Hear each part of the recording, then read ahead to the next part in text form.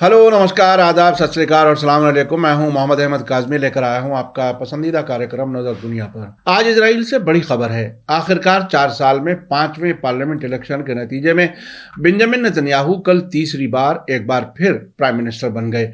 Netanyahu अब से पहले 2 बार कुल 15 साल प्राइम मिनिस्टर रह चुके हैं। ये उनकी छठी सरकार होगी और फार राइट हार्ड लाइन पार्टियों को लिकुड पार्टी के साथ कोalition में शामिल करके ये इजराइल की अब तक की सबसे कट्टर सरकार होगी।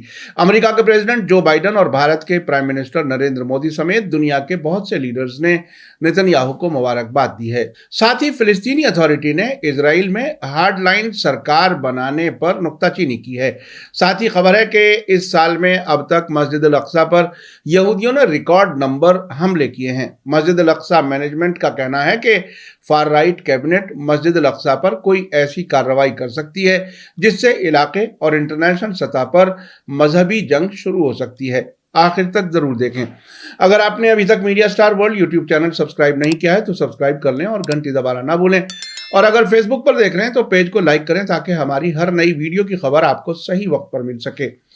इजराइल में नई सरकार पर मिडिल ईस्ट में चर्चा जारी है। 1948 में फिलिस्तीन की जमीन पर कब्जा करके इजराइल के कयाम के बाद बेंजामिन नेतन्याहू ने 37वीं सरकार बनाई है। नेतन्याहू ने वादा किया है कि उनका राइट विंग मजहबी कोalition 2019 के बाद से लगातार 5 इलेक्शंस के बाद सियासी इस्तेहकाम यानी स्टेबिलिटी देने में कामयाब रहेगा। 120 सीटों वाली पार्लियामेंट के कोalition में शामिल 64 मेंबर्स में से 63 ने सरकार पर भरोसा जताया है। 24 नेसेट मेंबर्स ने इसके खिलाफ वोट दिया है। कुल मिलाकर नेतन्याहू अब से पहले 5 सरकारों में मुख्तलिफ जिम्मेदारियां उठा चुके हैं। इजराइल में यह कोalition सरकार अब तक की सबसे ज्यादा कट्टर बताई जा रही है।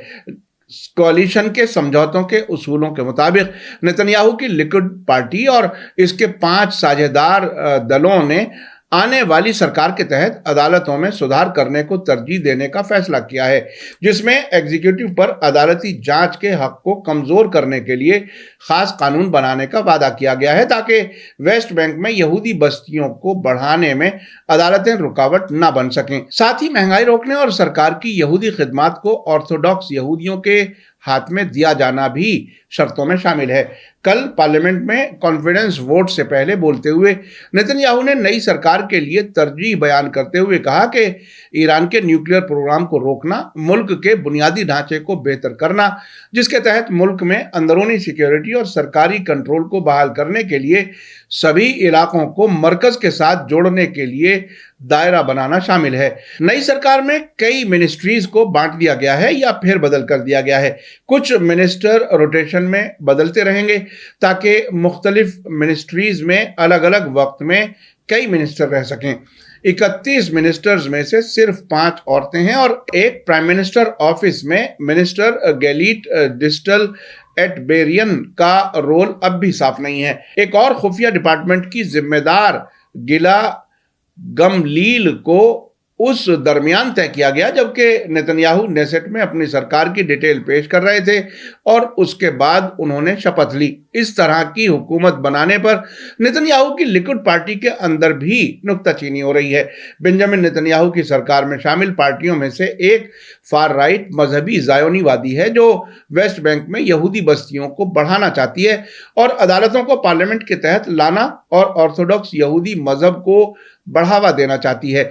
इस पार्टी के लीडर बेजालेल स्मोत्रिच, जो एक बार मुल्क के अस्पतालों में अरब और यहूदी मैटरनिटी वार्ड अलग अलग कराने की मांग कर चुके हैं और 2005 में शिन बेट एजेंसी के जरिए गिरफ्तार भी किए जा चुके हैं। अब नई सरकार में वो वेस्ट बैंक के एरिया सी में यहूदी और फिलिस्तीनी कंस्ट्रक्शन की देखरेख करने वाली डिफेंस मिनिस्ट्री के आजाद मिनिस्टर होंगे। इस एरिया में तकरीबन 5 लाख यहूदी और 3 लाख फिलिस्तीनी रहते हैं और यह इलाका इजरायली सरकार और फौज के कंट्रोल में है।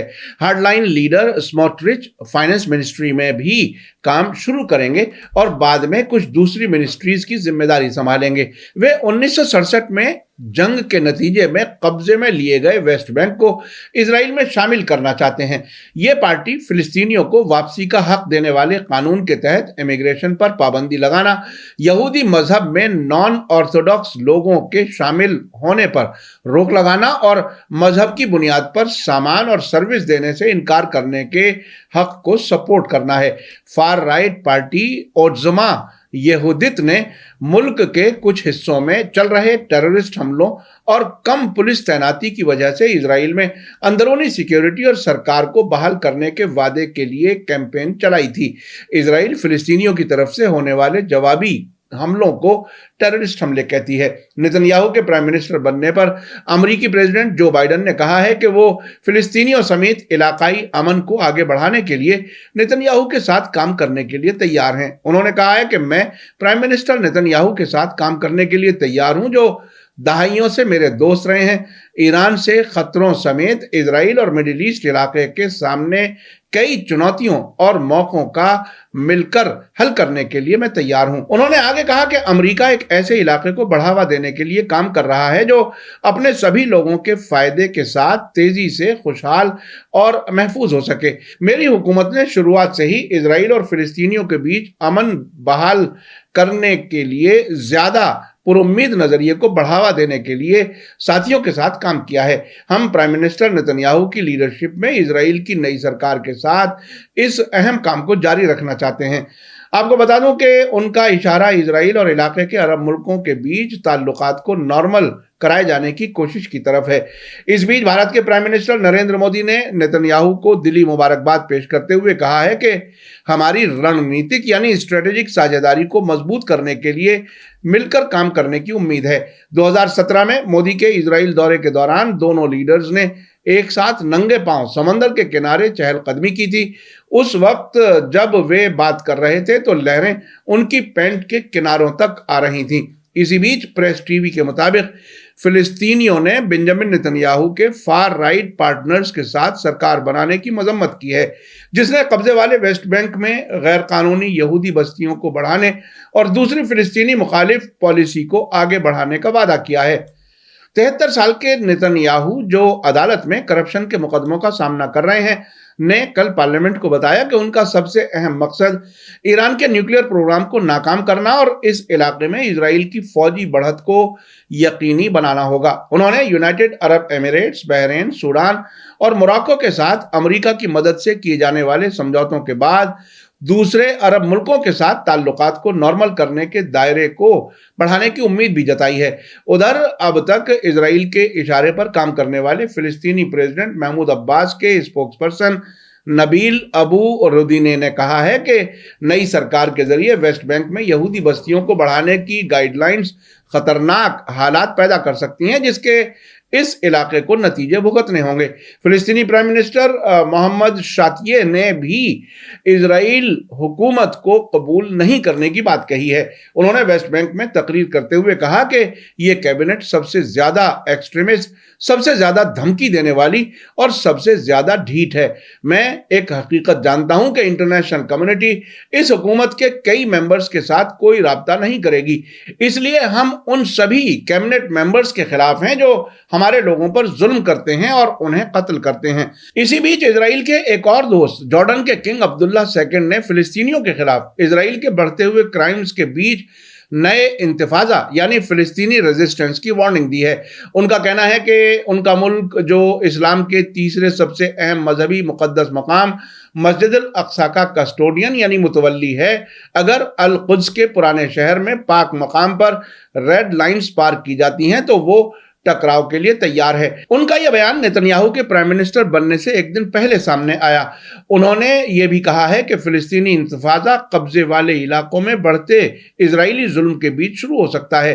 ویڈنسڈے کو CNN ٹیلی ویژن کے ساتھ انٹرویو میں جارڈن کے کنگ عبداللہ سیکنڈ نے کہا کہ ہمیں اگلے انتفاضہ کے بارے میں فکر مند ہونا چاہیے۔ اگر ایسا ہوتا ہے تو لا اینڈ آرڈر ختم ہو جائے گا اور اس سے نہ تو اسرائیل اور نہ ہی فلسطینیوں کو فائدہ ہوگا۔ اسی بیچ خبر ہے کہ مسجد الاقصی وقف کے ذمہ داروں نے کہا ہے کہ 2022 میں مسجد الاقصی پر یہودیوں کے ریکارڈ نمبر حملے ہوئے ہیں۔ یہ حملے قانون کے خلاف اسرائیلی پولیس اور سیکیورٹی فورسز کی مدد سے کرائے جاتے ہیں۔ پریس ٹی وی نے الاقصی مسجد کے معاملوں کو چلانے والے اسلامک آرگنائزیشن کے حوالے سے کہا ہے کہ 2022 میں ریکارڈ تعداد میں اسرائیلی لوگوں نے مسجد پر دھاوا بولا ہے۔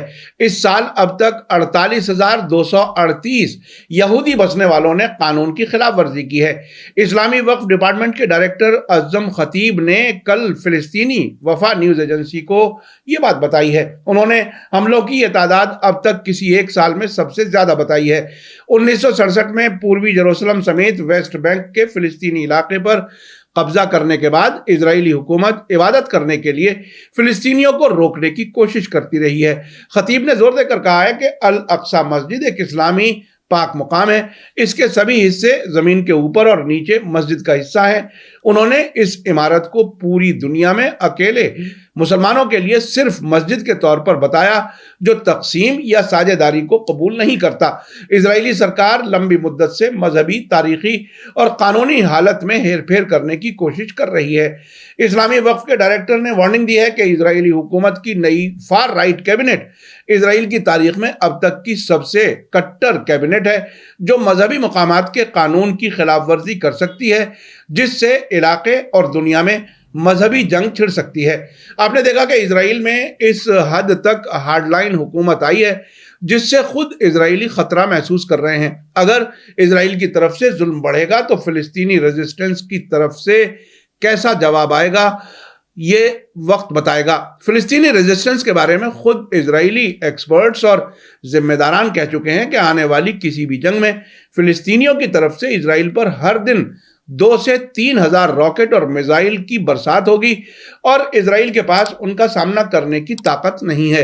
ادھر ایران نے غزہ میں موجود حماس، اسلامک جہاد اور لبنان میں حزب اللہ اور عراق اور یمن میں ریزسٹنس فورسز کو مضبوط کیا ہوا ہے۔ ایران نے بھی ایسے ہتھیار بنا لیے ہیں جن کا جواب دنیا کے پاس نہیں ہے۔ آنے والے وقت میں مڈل ایسٹ میں کیسے حالات بنیں گے وقت ہی بتائے گا۔ میڈیا سٹار ورلڈ لگاتار نظر بنائے ہوئے ہے۔ اسی کے ساتھ مجھے دیجیے اجازت۔ آج کا ایپیسوڈ کیسا لگا کمنٹس میں ضرور لکھیں۔ تھینک یو، دھنیواد، شکریہ۔ جے بھارت، جے ہند۔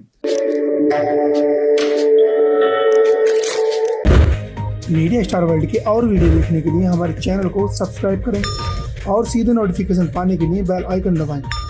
اور اگر ہماری خبر سچی اور اچھی لگے تو اپنے واٹس ایپ، انسٹاگرام، فیس بک اور ٹویٹر اکاؤنٹ پر ضرور شیئر کریں۔